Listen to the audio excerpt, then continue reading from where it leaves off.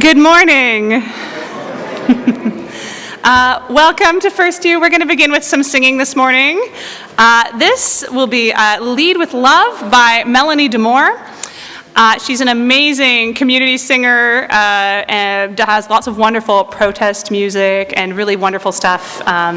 She wrote this song after the election in 2016 in the States about coming together and continuing to love and not be afraid in the face of adversity. It's well known to you. We'll sing the choruses together and then there will be a call and response in the verses. All right. Okay. You gotta put one foot in front of the other and lead with love. Put one foot in front of the other and lead with love. You gotta put one foot in front of the other and lead with love. Put one foot in front of the other and lead with love. Don't give up hope. You're not alone. Don't you give up. Keep moving on. You gotta put one foot in front of the other and lead with love. Put one foot in front of the other and lead with love. You gotta put one foot in front of the other and lead with love. Put one foot in front of the other and lead with love. Lift up your eyes. Don't you despair. Look up ahead. The path is there. You gotta put one foot in front of the other and lead with love. Put one foot in front of the other and lead with love. You gotta put one foot in front of the other and lead with love. Put one foot in front of the other and lead with love. I know you're scared, and I'm scared too, but here I am, right next to you. You gotta put one foot in front of the other and lead with love. Put one foot in front of the other and lead with love. You gotta put one foot in front of the other and lead with love. Put one foot in front of the other and lead with love. Thank you.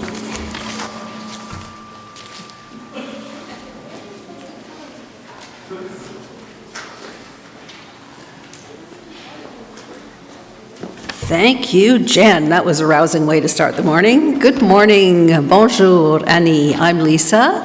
My pronouns are she and her, and I am a member of the board. Here is our land acknowledgement for today. We acknowledge that we gather today on traditional, ancestral, and unceded territories of the Algonquin Anishinaabe Nation. We recognize the enduring presence since time immemorial of Algonquin Anishinaabe people in this region, particularly the Kitchissippi, which is considered the heart of their territory. We acknowledge the significance of their culture, traditions, and wisdom of our shared community. These statements honor their stewardship and the ongoing rightful connection to their territory. As a congregation, we acknowledge our responsibility and commit ourselves to the ongoing process of reconciliation and to nurturing respectful relationships through active listening, ongoing learning, and meaningful action. We are committed to providing active support and serving as dedicated allies. Just a gentle reminder that the FirstU campus is a scent-free campus. And now on to a few board announcements. The FirstU board is pleased to announce that at its meeting on Wednesday evening, they approved the membership applications of Elaine Hoskins, Aaron Keane, and Bob Thompson. Please join us in welcoming them to our community.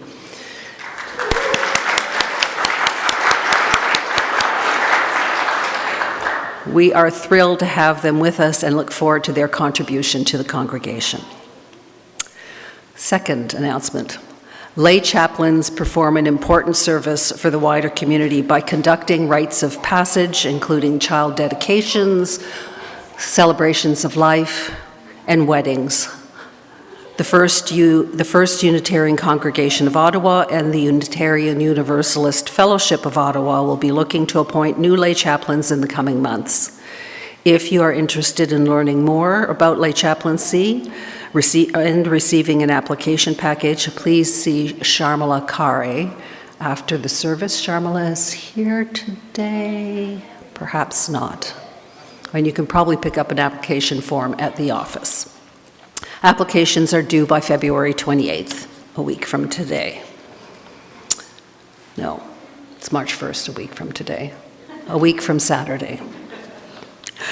Our religious exploration for children and youth, our RE programs are growing, and we want you to grow with us.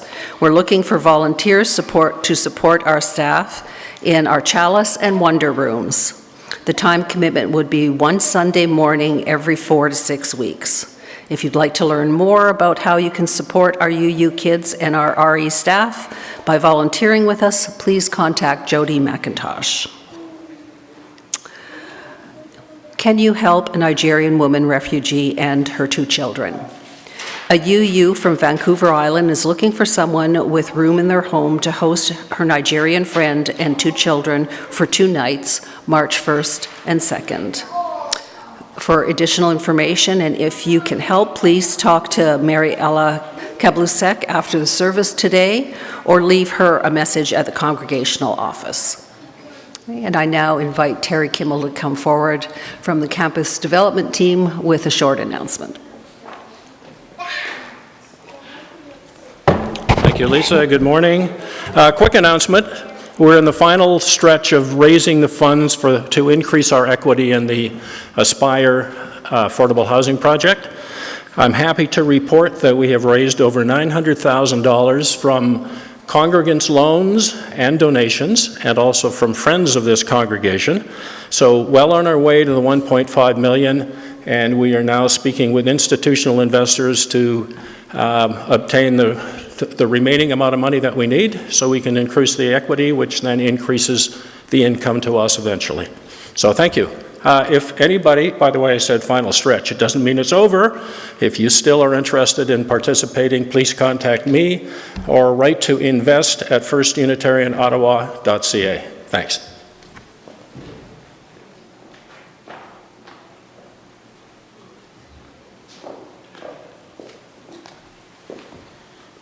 Thank you, Lisa and Terry. Good morning. Good morning. I'm the Reverend Lara Cowtan. My pronouns are she and her, and I'm really glad that you're here even though there's hockey. What's our update, Lee? Overtime, Tied 1-1 going into overtime. Okay. And for those of you at home, I know why you're there, and I see you. For all of you here this morning, you are very welcome. I'm so glad to be in this space with you, whoever you are.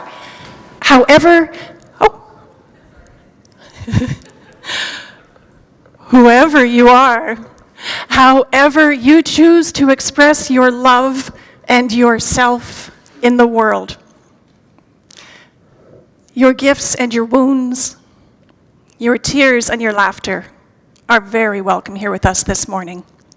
Whatever you've come here seeking, whether it be peace and quiet, or company and raucous singing, whether it be a message to hold your heart tenderly, or one to give you inspiration to carry into the week. May you find here the community that helps to strengthen you in living your life with integrity, service, and joy.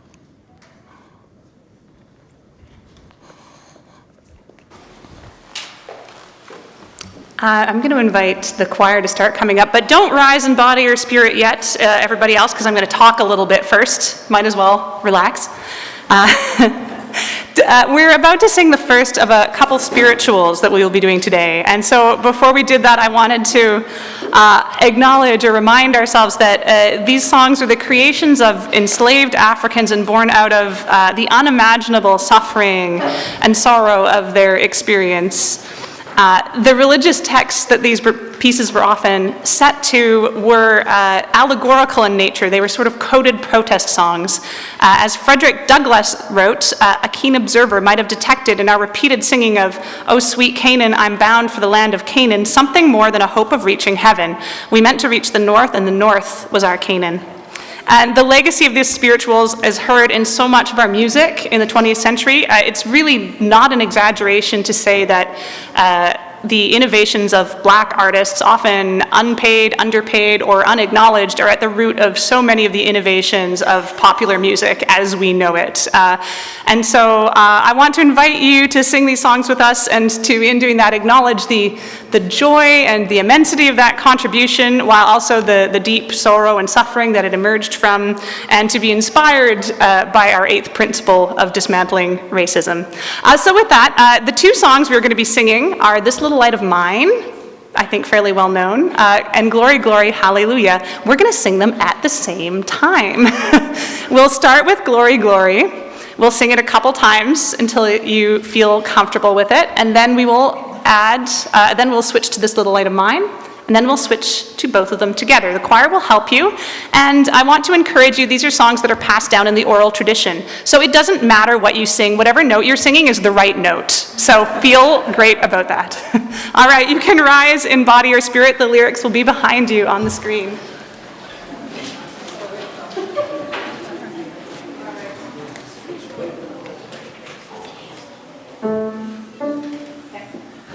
We'll start with "Glory, Glory."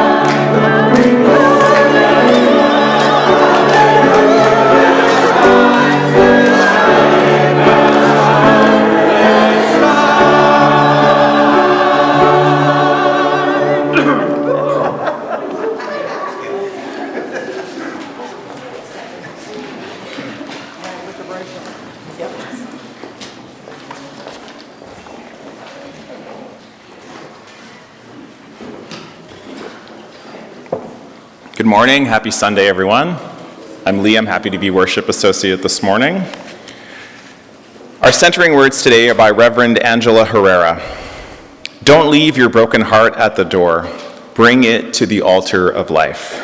Don't leave your anger behind. It has high standards, and the world needs vision. Bring them with you, and your joy and your passion. Bring your loving and your courage and your conviction. Bring your need for healing and your power to heal. There is work to do, and you all have that you need to do it right here in this room. Do I have a little helper? I think my little helper is distracted, but that's okay.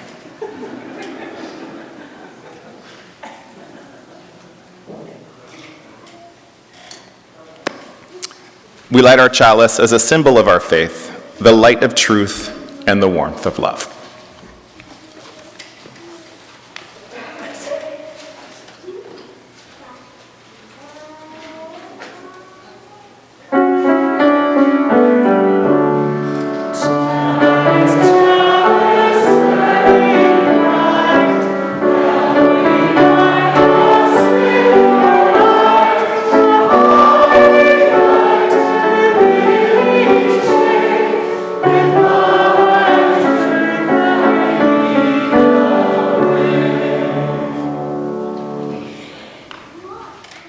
Good morning, everyone. I am Jody McIntosh. I'm the Director of Religious Exploration, and my pronouns are she and her. And I have a story this morning. So if I could ask all my friends to gather, do you guys want to come down?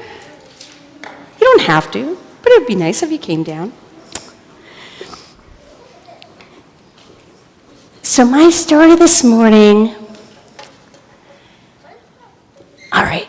It takes place in a bright blue harbor, not far from where the ocean meets the land. But this one you're going to have to sit down here, okay, buddy? Thank you.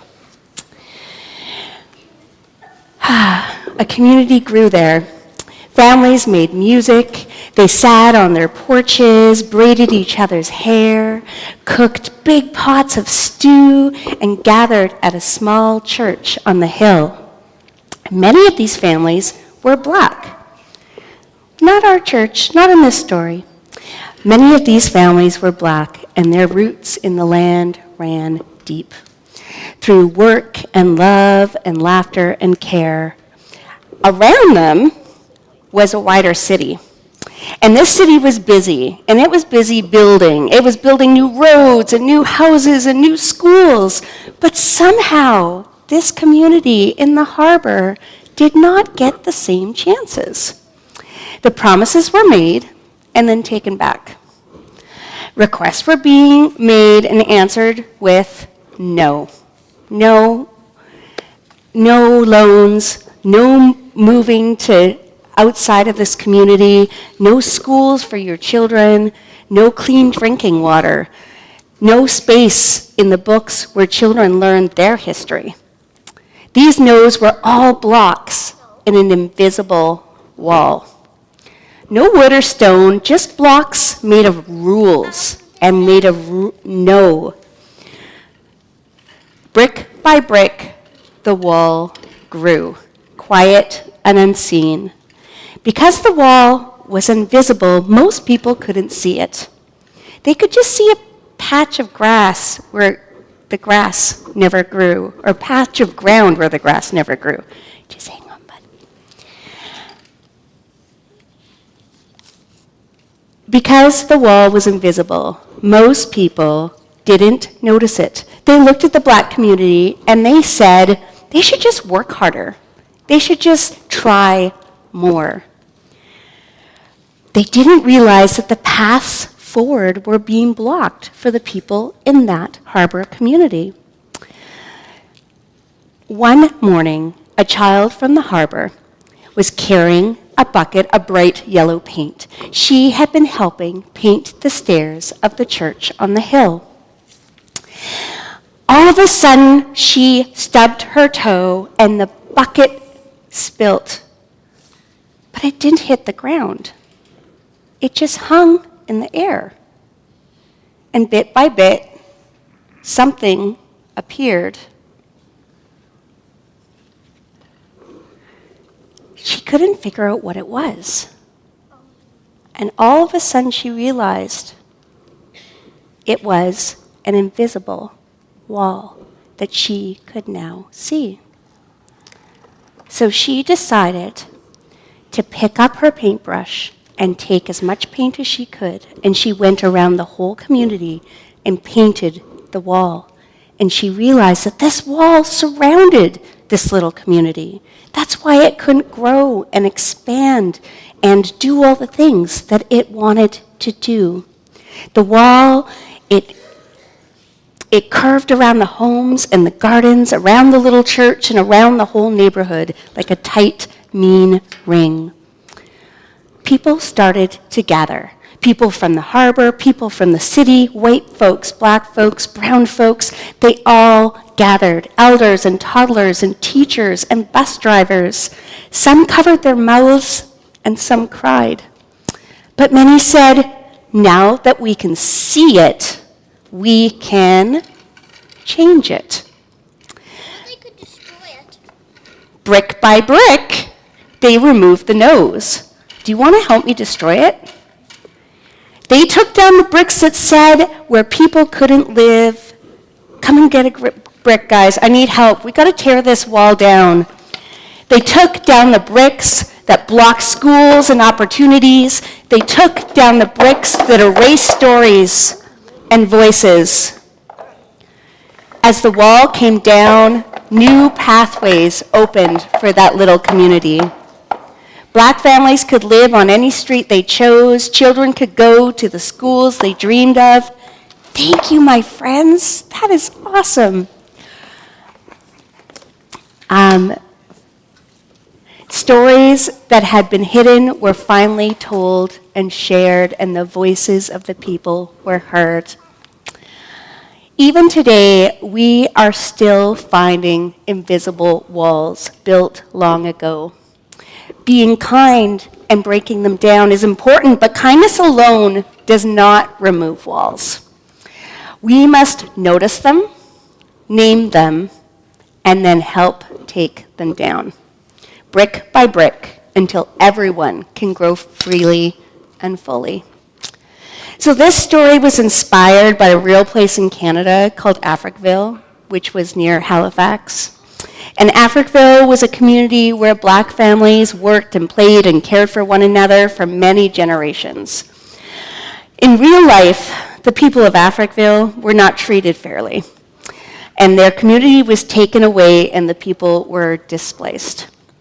But this story is not about what happened, it's what could have happened.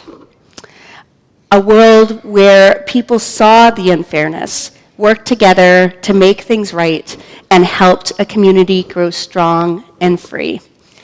It is a story of hope, of courage, and the belief that when we face what is wrong, we can build something better, brick by brick, heart by heart. Thank you. We will now sing our children on our way and send them love as we do.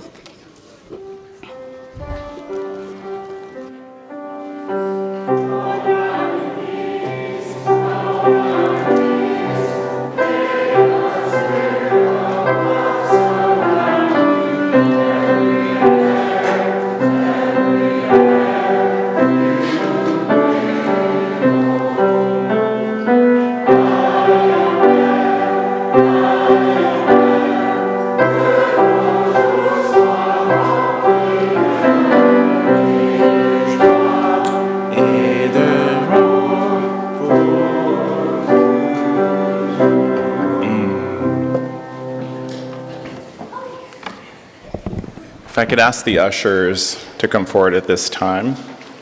It seems a little bittersweet but apropos to be talking about silver.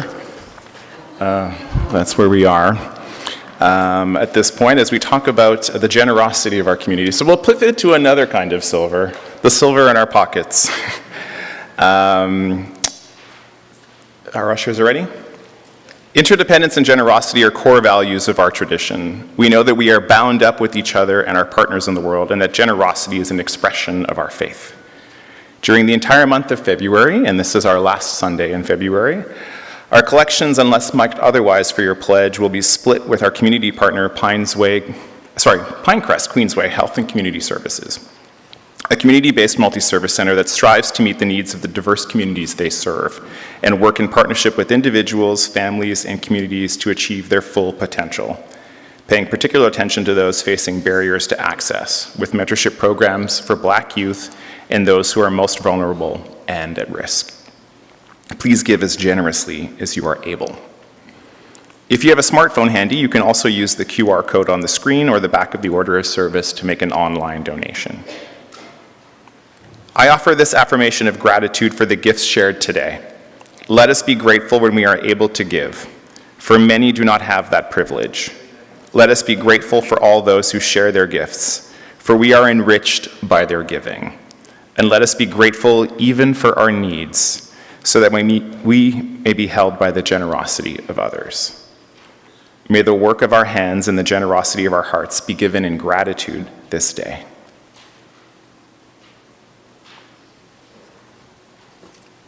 I always preferred silver too, so.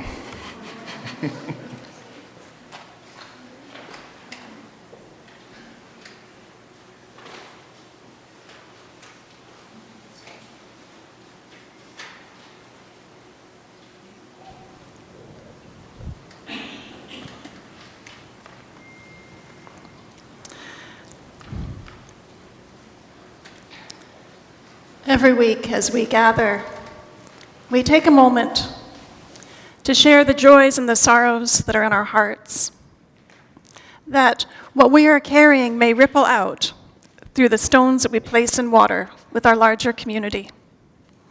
Let us prepare our hearts now for that time with the singing of our bowl.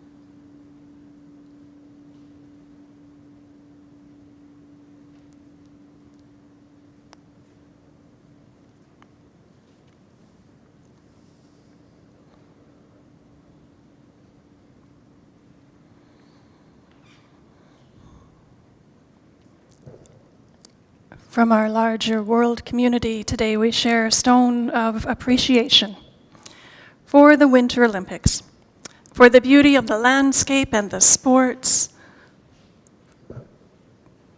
the dedication of the athletes, and the welcome distractions and causes for celebration in our news cycle. Silver is good. A stone in gratitude for the lurching changes of our season. May we savor the lingering snow and celebrate the warming days. And 2 stones of remembrance this week for 2 great civil rights leaders who died. Eddie Carvery from Africville, Nova Scotia, and the Reverend Jesse Jackson from the United States. May their work for justice be carried along with their memories. From among our community today, we share a stone in remembrance of Mike Cassidy, who died in November 9th. Mike was a cherished member of FirstU and our Chalice Choir, and a card of condolence is prepared for people to sign that will be given to Mike's son, Ben, and his family. The celebration of life will be held here next Saturday at 11 a.m. Please go to the caring card table after the service and sign this card.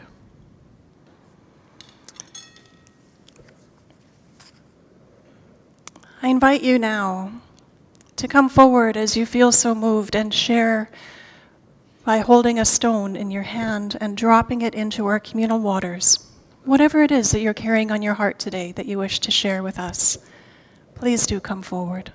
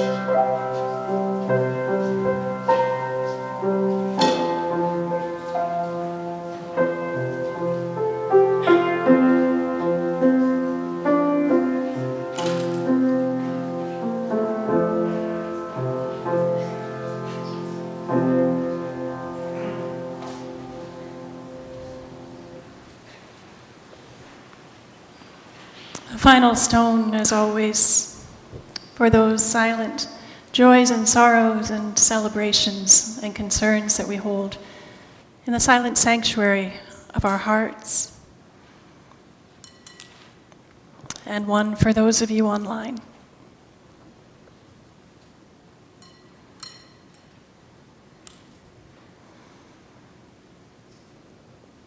I invite you to join with me in a minute of shared silence, to lift up what you're carrying in your hearts, what you have felt that you're carrying for others through your hearts, to send your intentions, your care, your prayers, and your love into the world.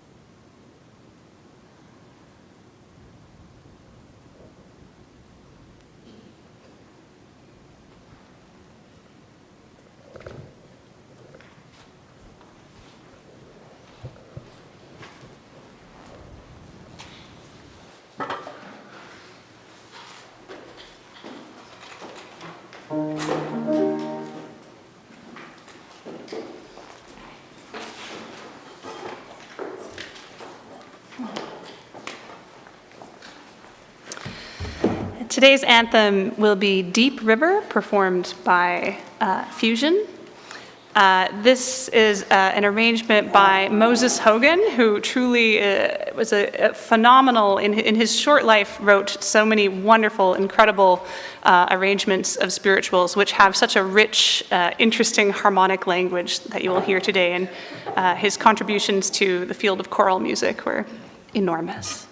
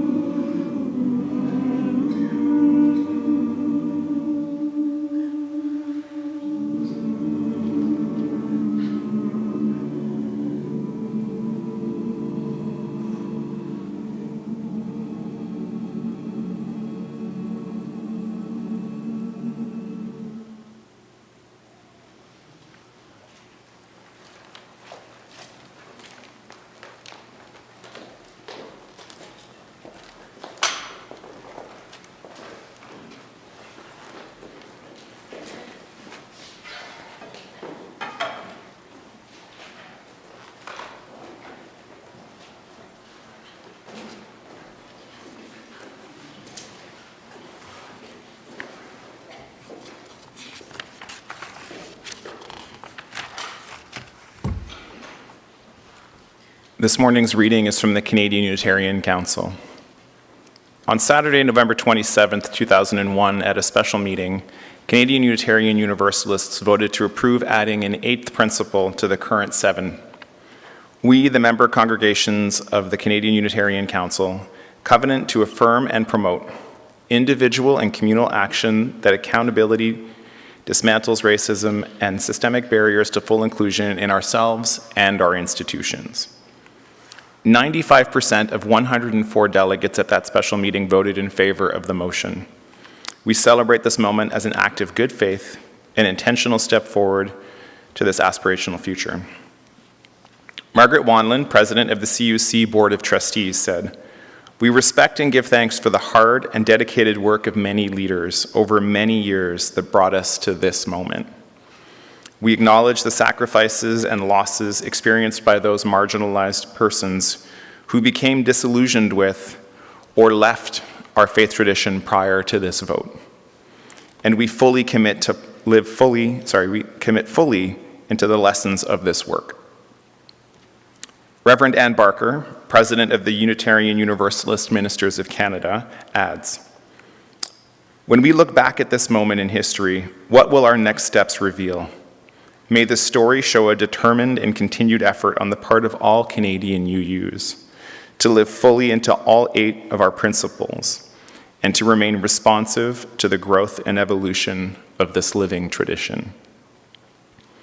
CUC Executive Director Vita Ng, in acknowledging that Unitarian Universalists don't always agree and that this path has been challenging, said, "We need to remain in respectful relationship with each other, in covenant with each other, because covenant and relationship is at the heart of who we are and what we do." Reverend Shauna Lingood, Minister Observer to the CUC Board, closed the special meeting by recognizing that some of us have been committed to the work of dismantling racism for many decades, and for others it has been a lifetime process. She ended with words by Dr. Martin Luther King, "We need a powerful sense of determination to banish the ugly blemish of racism. The shape of the world will not permit us the luxury of gradualism and procrastination."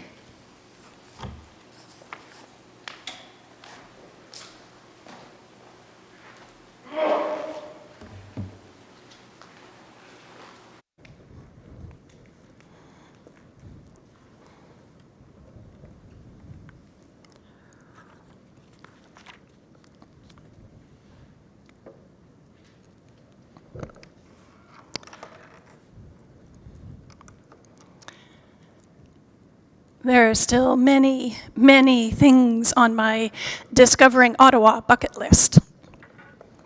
One of them is Black History Ottawa's bus tour.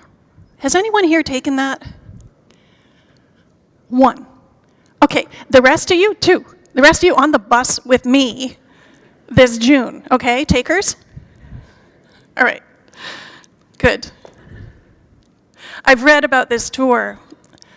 There's a virtual tour online with some tidbits, but I want the interpretive experience and driving around and looking at the sites. But I know enough to say this. If you want to understand the truth about any city, this city, you have to listen to the stories that were never included in the textbook,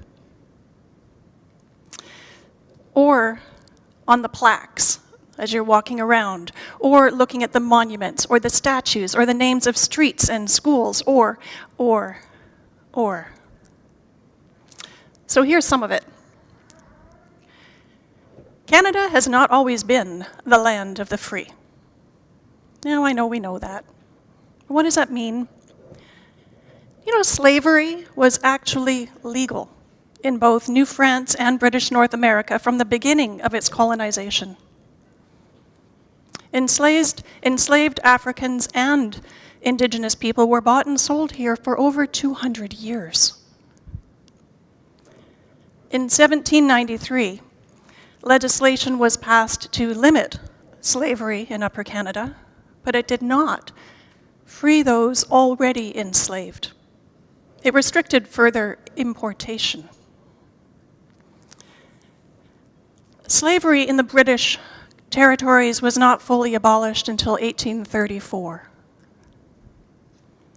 Between 1800 and 1865, approximately 30,000 people escaped enslavement in the American colonies and arrived in Canada for freedom through the Underground Railroad.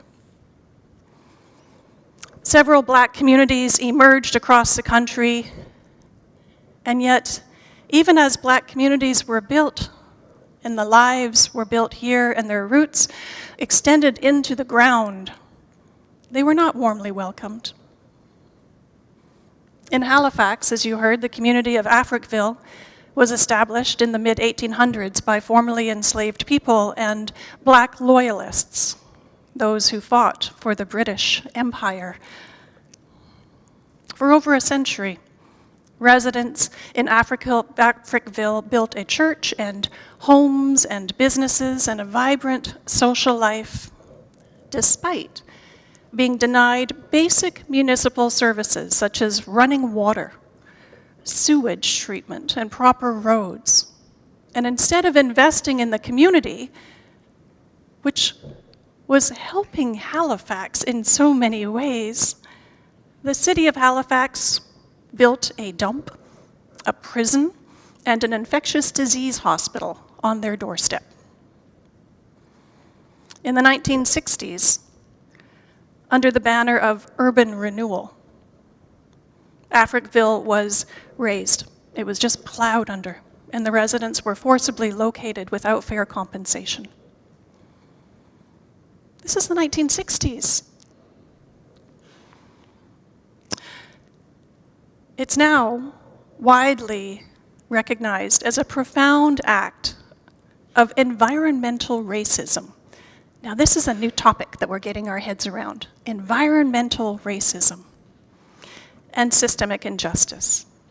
And this is the wrong that Eddie Carvery, who died last week, who we shared a stone of remembrance for, spent his life protesting, throwing yellow paint on that wall. This we know. Black labor was instrumental in shaping Canada. Train sleeping car porters, one of the few jobs available to black men before the 1950s. They endured poor wages and harsh conditions, and eventually organized and unionized. Cal Best became a noted union organizer and activist. Leadership like this emerged not because the system welcomed it, but because the resilient people insisted upon rights and dignity and the freedoms afforded to others. Black Canadians served with honor in the military. Despite racism in recruitment, approximately 1,300 served in the First World War, including at Vimy Ridge.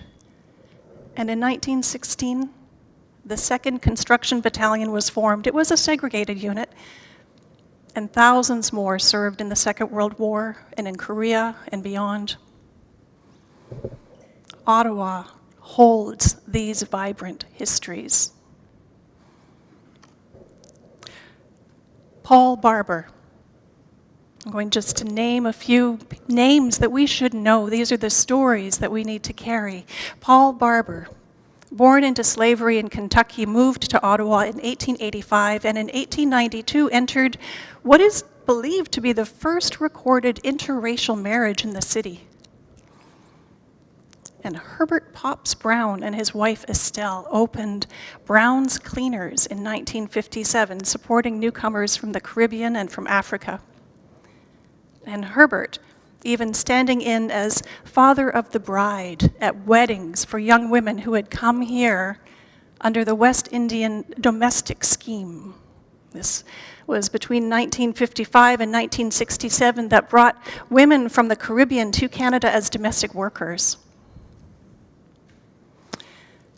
Our currency and stamps now honor Black Canadians Willie O'Ree and Oscar Peterson, the Black loyalists who fought for the British Empire and the Underground Railroad. And in 2018, Viola Desmond appeared on Canada's $10 bill. She was arrested in 1946 for sitting in the whites-only section of a Nova Scotia theatre, an act that is now recognized as foundational in Canada's civil rights history. Almost 10 years before Rosa Parks refused to give up her bus seat in Alabama. Oscar Peterson son of a domestic worker and a railway porter, composed Hymn to Freedom in 1963, a piece that became the anthem of the global civil rights movement. And Willie O'Ree broke the NHL color barrier. Glenroy Gilbert earned Olympic gold, along with Donovan Bailey and many others, and more and more and more. Michaela Jean arrived as a refugee in 1968 and became Canada's 27th Governor General. Lincoln Alexander became Canada's first Black MP, cabinet minister, and then lieutenant governor. Jean Augustine, who came here under that domestic scheme, bringing domestic workers here from the Caribbean, she became the first Black woman elected to Parliament. And she's the one who introduced the motion to recognize Black History Month nationally, and it was accepted in 1995. As Augustine said, Black history is not just for Black people. Black history is Canadian history. To honor Black history is to recognize the brilliance and achievements that persisted despite barriers, the creativity and resilience and leadership that flourished even when doors were closed. Black communities have profoundly shaped Canadian and global life. In literature, in music, in science and technology, in fashion and cuisine, and the arts. These contributions are not peripheral to our collective cultural story. They're woven into it. Our theme this month is discerning truth. Discerning truth means that we refuse to tell only half of a story. Celebration does not erase injustice, and achievement does not cancel out oppression. A nation can celebrate Black artistry and still participate in anti-Black systems of oppression. Both things can be true, have been true, and dare I say, continue to be true. A religious tradition, such as ours, can affirm people's dignity and still fall short of realizing it. Celebration without honesty becomes sentimentality. That's not what we're here for. Black joy and Black lives deserve to be lifted high, and they deserve a country and a faith community where resilience is no longer the price of belonging. I'm going to say that again. Resilience should no longer be the price of belonging. A nation and a faith tradition can change. But this is where discerning truth becomes spiritual work. This is our work. Black History Month invites us into both gratitude and appreciation and celebration and accountability. You know I was going to go there. It calls us to celebrate the richness of Black contributions to our shared Canadian life and to confront the ongoing reality of anti-Black racism embedded in policy, in culture, in institutions. And we must remain steadfast also in our Indigenous justice work, and we must also name anti-Black racism clearly. Discerning truth means holding these realities together without competition or denial. The first principle of Unitarian Universalism calls us to affirm and promote the inherent worth and dignity of every person. And in the context of racial justice, how do we live that principle? How do we live it and not just speak it? Unitarian Universalism has often fallen short of this principle. Indeed, sometimes the reason we write things down is to remind ourselves to do it, right? We've fallen short. We have, we do, we will again, and we work to do better.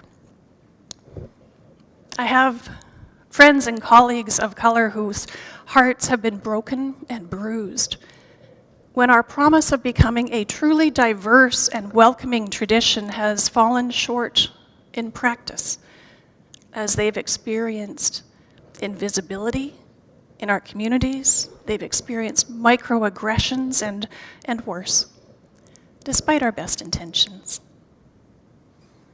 Dismantling racism is not a new theme for us. In 1961, Unitarians and Universalists, remember this history lesson, Unitarians and Universalists merged in 1961, promising to revisit their principles that they laid out every 15 years. In 1968, these Unitarian Universalists answered Dr. Martin Luther King Jr.'s call and traveled to Selma, Alabama, and became steeped afterwards in the civil rights movement. There was great energy at that time for building diversity in our predominantly white denomination. And then, in 1969, came what is called in our UU history books the Black Empowerment Controversy, when the financial well-being of the Unitarian Universalist Association conflicted with promises that they'd made to the Black Caucus of Unitarian Universalists. At the General Assembly in 1969, financial considerations for the Unitarian Universalist Association won this debate. And Unitarian Universalism lost the majority of our Black members and many of the allies who simply got up and walked out the doors of that General Assembly in Boston. Mass exodus. This shook our foundations to the core. Reverend Dr. Mark Morrison Reed documents this very painful chapter in several of his books, and I have them on my shelves if anyone wants to do a dive. He details the repeated obstacles within our denomination's history to full inclusion for Black, Indigenous, and people of color Unitarian Universalists. We've passed resolutions before. In 2002, the Canadian Unitarian Council adopted racism as a study focus. That was good. In 2003, the anti-racism resolution called for congregational self-study. Well, that was good. We like our studies. Later, amended in 2007 to address further studies of racial and religious and First Nations equity. And yet, in 2019, the Dismantling Racism Study Group began its work with further studies, surveying Unitarian Universalist congregations across Canada with a different focus. In its 2021 final report, it was shared at the General Assembly at the Canadian Unitarian Council that year. The final report stated plainly, and I quote, "There is a gap between who we say we are and the existence of racism within our congregations and communities. It is clear that this is not the lived experience for everyone who enters our doors." A similar call and a report came out of the Unitarian Universalist 2020 report called Widening the Circle of Concern, Analyzing Systemic Racism and Urging Institutional Change. So at that 2021 Canadian Unitarian Council AGM, there was a kerfuffle, a Canadian kerfuffle. Very politely, the delegates gathered there said, well, let's fix this. And they tabled the agenda in a way that was actually illegal according to the bylaws of the institution and held a snap vote on whether or not to adopt the 8th principle that was recommended. And they did. And the kerfuffle ensued. Because not everybody had a say in the vote or in the study. So they withdrew that and embarked on 6 months of further study and conversation. And in November 2021, the Canadian Unitarian Universalists adopted the 8th principle, covenanting to dismantle racism and systemic barriers to full inclusion in ourselves and in our institutions. It's written right there. 95% of the gathered delegates voted in favor. But voting for justice is easier than embodying it. So we put another thing on the list to read and remind ourselves about. We, Unitarian Universalists, are a people who have often led social justice movements. Abolition, women's suffrage, LGBTQ rights and environmental action and refugee support and truth and reconciliation. This is our spiritual work. We know how to do it. We know how to dig deep and show up for it. And here we have fallen short. Not because we lack compassion, but because good intentions are not the same as transformation. Many of us, especially those shaped by the dominant culture, like myself, have found it easier to affirm principles than to examine the power of the structures that prevent us from living into them. And some of us benefit from the way that the systems are structured, and some of us are harmed by them, and all of us are responsible for what we choose to do next. I remember when I first recognized my own place in systems of racism and oppression. I'll tell you that full story another time, but I began then to see the relative ease with which I, in this body, moved through the world in a way that my whiteness grants me credibility and safety and the benefit of doubt in systems that are actively discriminating against others. Doors in those invisible walls opened for me without question and guided me through places, inviting me in because my identity, my visual identity, presumed me to belonging in ways that it excludes others. This awareness continues to humble me and call me to action. Now I know for some of us in this room, my experience may feel familiar, and for many, many others, your story is very different.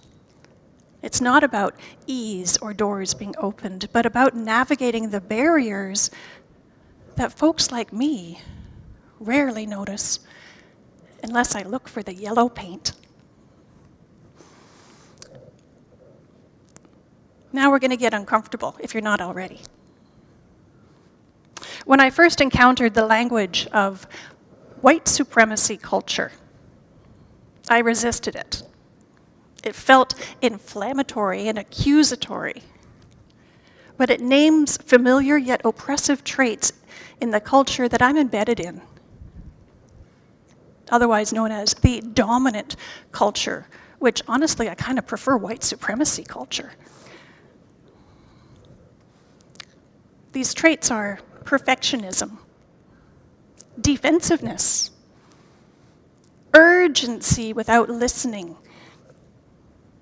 fear of conflict, endless wordsmithing or let's say studying. And the right to comfort. That means the assumption that those who look like me define what is normal, and that when we experience discomfort, that's a problem. For those who have never lived in the luxury of this comfort bubble, this is not a theory, this is a lived experience.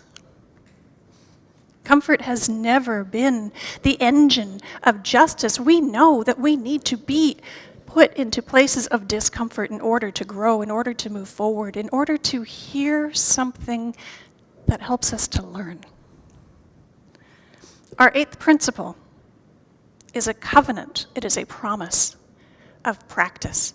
It asks us to examine the systems that we inhabit and the ways that we are positioned within those systems. And then how we will live into our values from that place, centered in love. May we bring Black history out of the shadows and tell whole, celebratory, and true truths. Not only in February, but in how we live and move through our lives. This work belongs to all of us. We will close with these words from Reverend Shauna Limgood, who is a Black Canadian minister in Victoria. The prophetic people of our past and present are calling us to change, calling us to be open-hearted and willing us to try new things. Will we listen, or will we repeat the mistakes of the past? It is my prayer, she says, that we will heed the call. May it be so. Blessed be, and amen.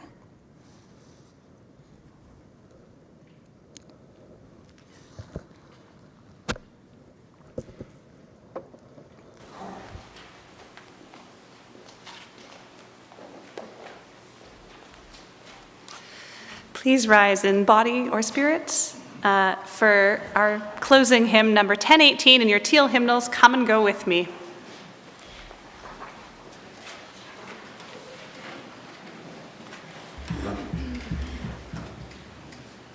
Come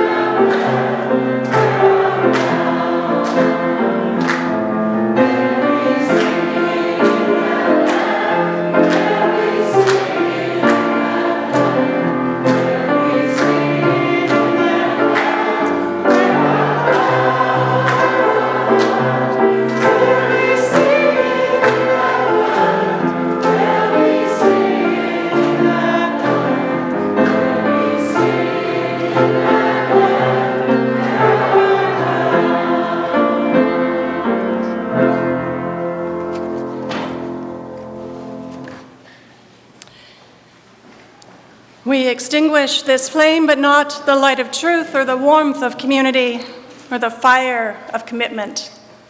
These things we carry in our hearts until we're together again. Our words of benediction today are from the Reverend Bill Singford. Spirit of life and love, dear God of all nations, there is so much work to do. We have only begun to imagine justice and mercy. Help us hold fast to our vision of what can be. May we see the hope in our history and find the courage and the voice to work for that constant rebirth of freedom and justice. That is our dream. Amen. Please rise and join in one more time with our voices in singing Spirit of Life. Spirit